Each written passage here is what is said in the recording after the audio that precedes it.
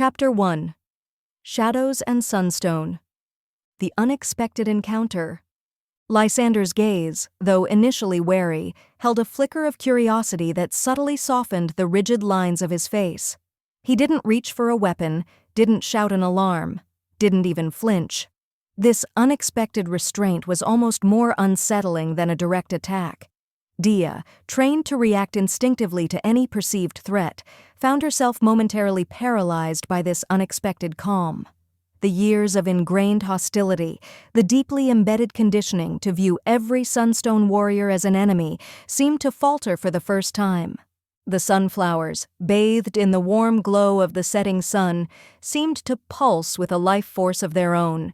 Their luminescence was more than just a visual effect.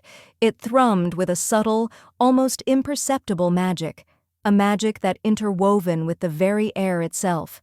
It was a stark contrast to the cold, hard magic of the obsidian shard nestled against Dia's chest. The shard, usually a source of unwavering power, felt strangely subdued in this environment, its usual sharp edges muted by the pervasive warmth. It pulsed faintly, a subtle tremor against her skin, reacting to the unfamiliar energy. A silent moment stretched between them, heavy with the weight of centuries of conflict. The only sound was the gentle rustle of the sunflowers in the slight breeze that filtered through the arched window, a counterpoint to the rapid beat of Dia's heart. She had prepared for a fight, a brutal, swift conflict, but this unexpected tranquility was almost more unnerving. This man, her enemy, was anything but the cold, ruthless warrior the Nightshade Coven had painted him to be. Lysander finally broke the silence, his voice a low rumble that resonated with a surprising gentleness. "Nightshade," he said, the word barely a whisper, tinged with a mixture of awe and apprehension. He didn't seem to be angry, not yet. The surprise in his eyes was evident, but beneath it, a glimmer of something else. Intrigue? Curiosity? Or was it something more, something akin to understanding? Dia remained silent, her shadow magic still clinging to her, a familiar shield in this unexpectedly unsettling situation. She had anticipated a battle of wits, a clash of magical power, but the unexpected peace of the sunlit garden had left her unprepared. The obsidian shard, a symbol of her coven's power, felt alien in this tranquil setting. She had infiltrated this fortress, crossed countless wards, bypassed watchful guards, only to find herself in a garden, face to face with a man who was everything she had expected and nothing at all she had envisioned. Lysander, noticing her hesitation, took a tentative step closer. His movements were cautious, deliberate, as if he was unsure of how to navigate this delicate situation. He held out his hand, a gesture so unexpected it almost stole Dia's breath. In his palm rested a single sunflower, its petals radiating a soft, golden light that seemed to pulse with an inner warmth. It was a stark contrast to the inky darkness that surrounded Dia, a symbol of life and hope in the heart of this ancient fortress. "A gift," he said, his voice softer this time, almost a murmur, "a token of peace." The word hung in the air, fragile and tentative, a tentative bridge across a chasm of centuries of hatred. The gesture was extraordinary. Dia, trained from birth in the ways of war, could only stare. Dia's hand hovered over the offered flower. For a moment she considered rejecting it, dismissing it as a trick, a deceptive maneuver. But something in the depth of Lysander's eyes, the unexpected vulnerability in his expression, halted her ingrained suspicions. This was no cold, calculated warrior. This was a man wrestling with his own internal conflict, a man as deeply affected by the war as she was. As their fingers brushed, a jolt of energy surged between them, a wave of warmth that spread through Dia's body, a sensation far removed from the cold power of the obsidian shard.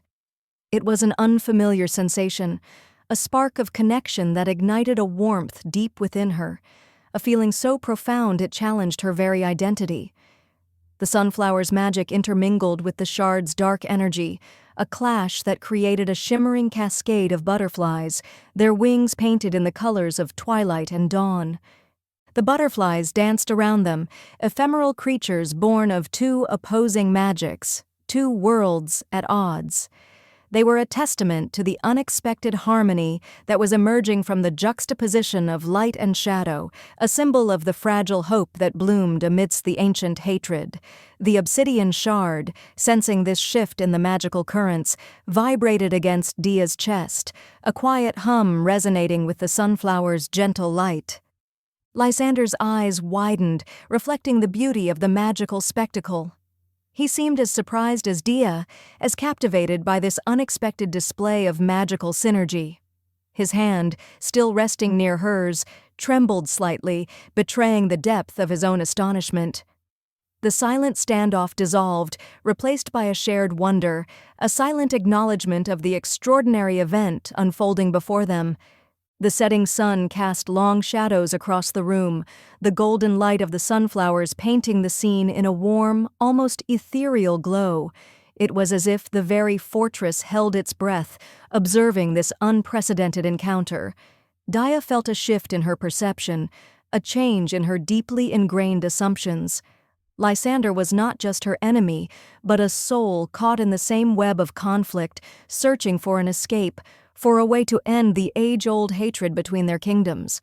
A newfound vulnerability emerged in Dia's heart, a feeling that made her more exposed than her carefully cultivated shadow magic ever had. She had spent her life shrouding herself in darkness, using her magic as a weapon, but in this quiet garden, surrounded by the soft glow of sunflowers, her defenses seemed to crumble. The ancient rivalry, the ingrained hatred, it all felt smaller, less significant in the face of this unexpected connection. The butterflies continued to dance, their wings a vibrant tapestry against the backdrop of the sun-drenched garden.